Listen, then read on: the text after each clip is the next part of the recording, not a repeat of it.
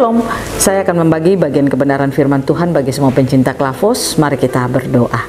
Kami siap mendengarkan firman-Mu. Kami rindu Roh Kudus, Kau berikan pengertian terus bagi kami. Amin.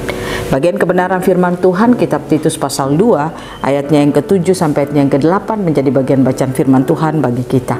Demikian bunyinya. Dan jadikanlah dirimu sendiri suatu teladan dalam berbuat baik.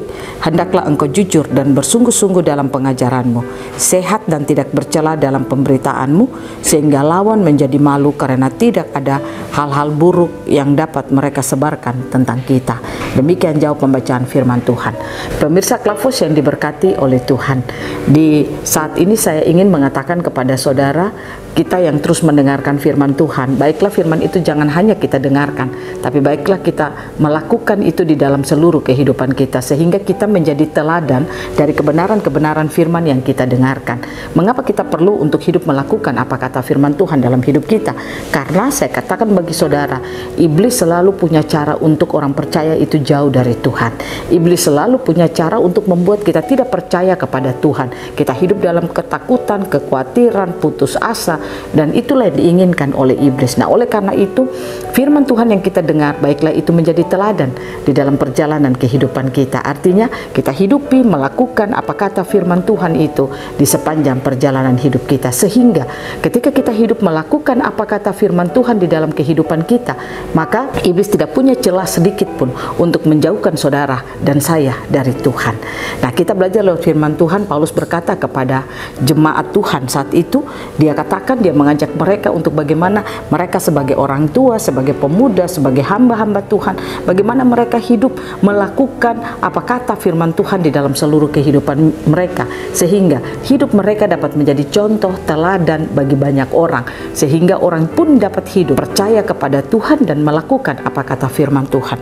Dikatakan begini, dan jadikanlah dirimu sendiri suatu teladan dalam berbuat baik. Hendaklah engkau jujur dan bersungguh-sungguh dalam pengajaranmu, sehat dan tidak bercela dalam pemberitaanmu, sehingga lawan menjadi malu karena tidak ada hal-hal buruk yang dapat mereka sebarkan tentang kita. Nah, seperti tadi saya katakan, iblis punya banyak cara untuk menjatuhkan saudara dan saya untuk hidup jauh dari Tuhan. Sehingga firman Tuhan katakan dalam Yohanes 10 ayat 10, iblis datang untuk mencuri, membunuh dan membinasakan. Nah, itu yang sering dilakukan iblis bagi kehidupan manusia. Nah, oleh karena itu saudara, mari kita belajar sebagai orang Kristen. Kalau kita hidup melakukan perkataan-perkataan firman Tuhan dalam hidup kita, kita menjadi teladan dari firman yang kita dengar itu, maka saya percaya kita akan dapat hidup merepresentasikan Tuhan melalui seluruh kehidupan kita. Ada banyak orang, dia memakai kekuatannya, memakai kemampuannya, kepintarannya hanya untuk menyampaikan kebenaran firman Tuhan, tapi sebenarnya hidupnya jauh daripada Tuhan. Itulah yang membuat sehingga iblis sangat mudah untuk menjatuhkan orang itu.